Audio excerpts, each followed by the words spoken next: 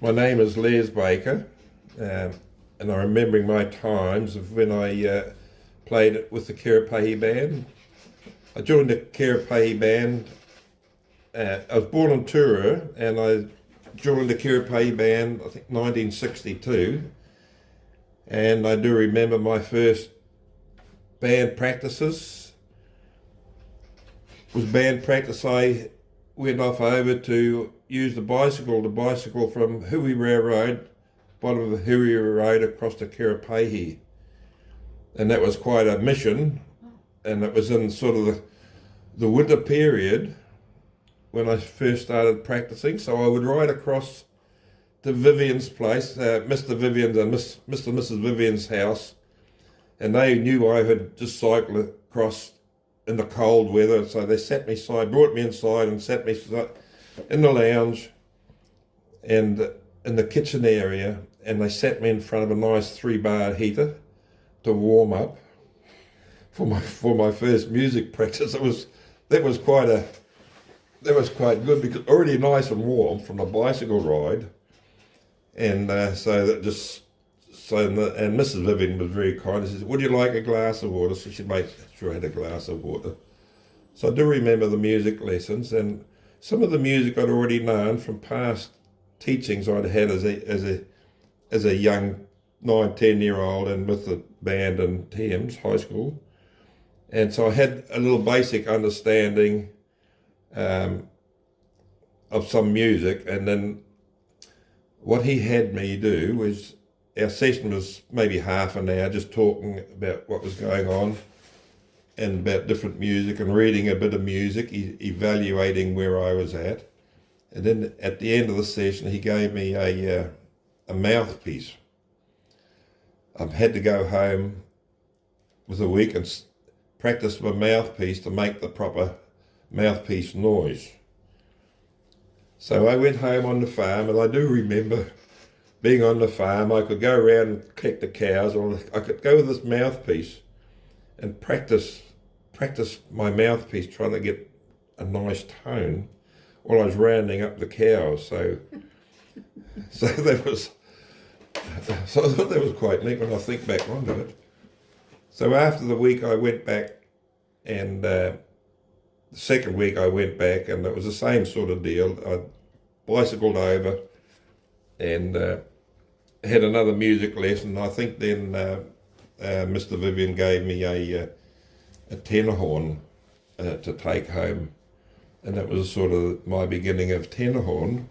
I was familiar with tenor horn by playing with a previous high school band, so then I could practice the tenor horn. Some of the band members that were around at my time that I was playing with were the likes of Eric Goss. There was Brian Henwood and David Henwood, and I think that a little bit later on the Robinsons joined the band. That was nearing the time I left, and with one of the sisters, Donald and Barry, played. Rowan Garrett was a band. I think I mentioned Eric Goss. So those are some of the names I remember. And of course, Max and Vay were there very often, and Mr. Vivian as well.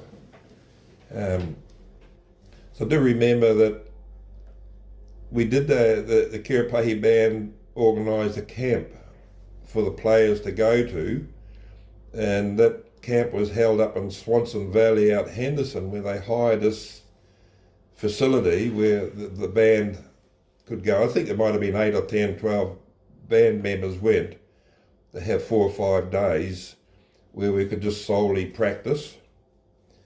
It was a great place. It had a swimming hole there. I remember a swimming hole there, and a rope over the swimming where people could swing across the rope and fall into the creek. And so I was in charge of the tenor horn sections, so we would go to one of the classrooms and my practice and my group practice. would be in that, and the cornets and trumpets. The cornets were in another little area, and the basses were somewhere else. During that camp, I do remember Max and Vay being there, and Max had his Holden. He's still alive, Max. Max had a Holden. I'm not sure what EJ or FJ model, but it was an old Holden. And I remember him driving around the grounds while we were staying there, and Vay had his motorcycle. He had I think a Triumph motorcycle he used to ride around on. And I do remember taking an 8mm video, a movie, 8mm movie of that, and him riding around, and on the back of the motorbike he had Diane Robertson, which is Barry Robertson's sister.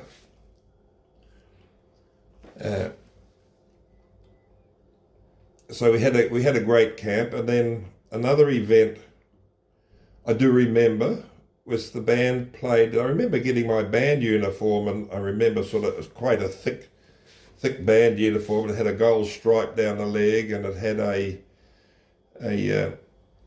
gold stripe where your pocket was in your coat, and we had a hat, and I have a picture that I can supply you with.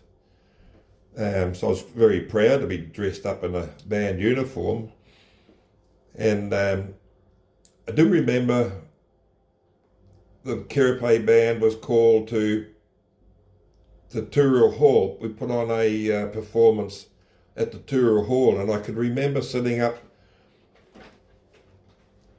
next to Eric Goss, and I was playing a trombone at that stage, and I do remember playing Invercargill and Colonel Bogey, one and the same. But some of those songs I do remember, and still kept fresh in my mind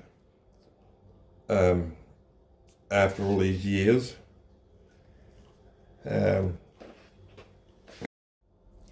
Tell me your version of the motorcycle incident, Les. Oh dear.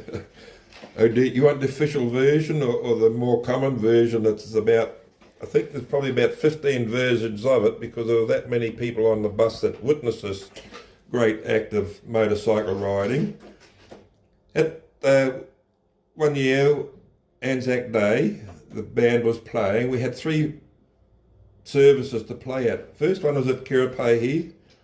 The second Anzac service was to be Ngatea, and then the final service was to be at Waitakaruru. So that was quite a busy day.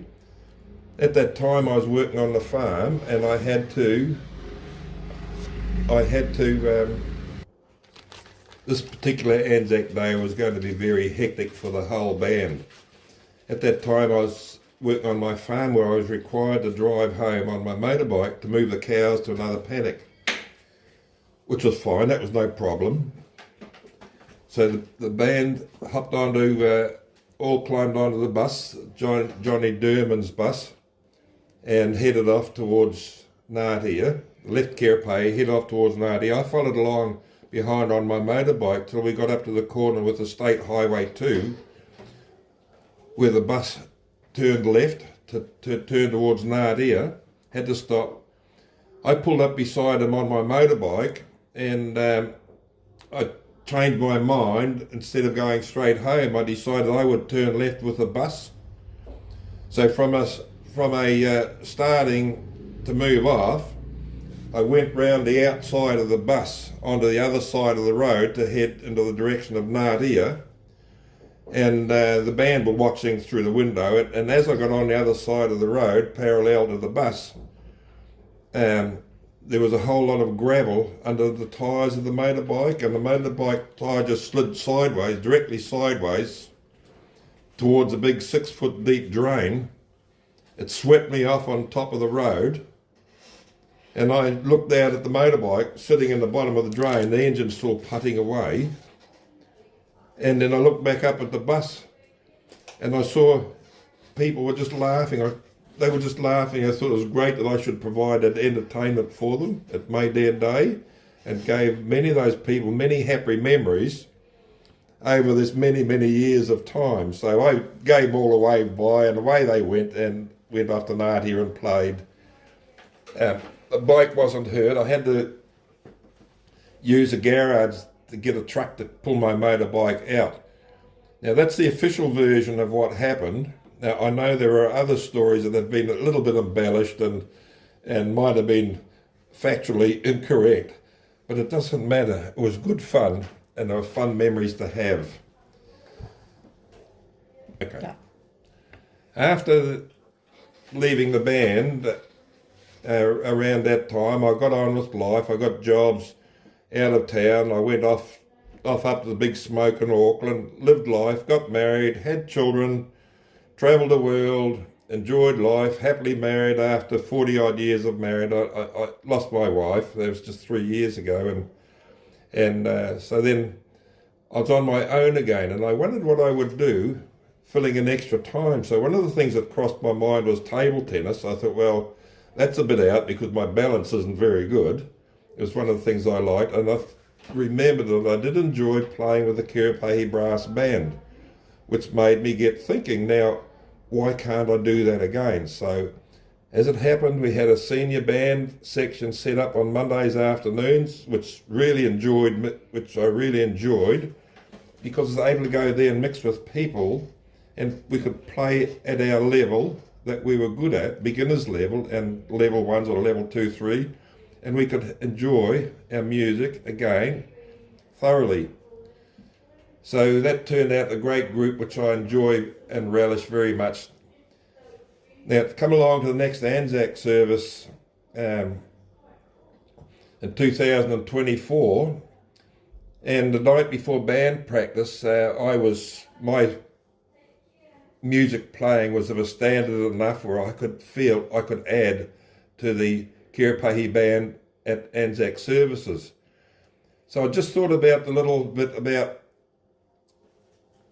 I was really impressed about that. And I did stand up before the Anzac service, and I just asked us just to speak quickly to the band members. And I just wanted to say this fact, that how much I was looking forward to the Anzac service in 2024, being able to play back in the band, because the last time I played back with the Kerepehi brass band at an Anzac service was 60 years beforehand. So I just wanted to share that story with the band members. It's just to add a little bit more context into how long and how great the tuition, which sort of began with the Vivians and Max and Mr. Vivian and Vay. And I do remember way back in that time in the 60s, going to a church service in Natia, and it was on a still evening just before Christmas. It was just a still as evening, and Max and Vay Vivian were there, and they wanted to do a cornet duet. So the whole church members all went outside the church in River Road in Natia, all stood out in the quiet, and Max and Vay stood up on the top steps outside the church and played into the wild, into the open blue sky, and they played Jerusalem, and that just so imprinted on my mind, so precious, that song, and how clear it was. That beautiful memories I have of that music and my time through the band.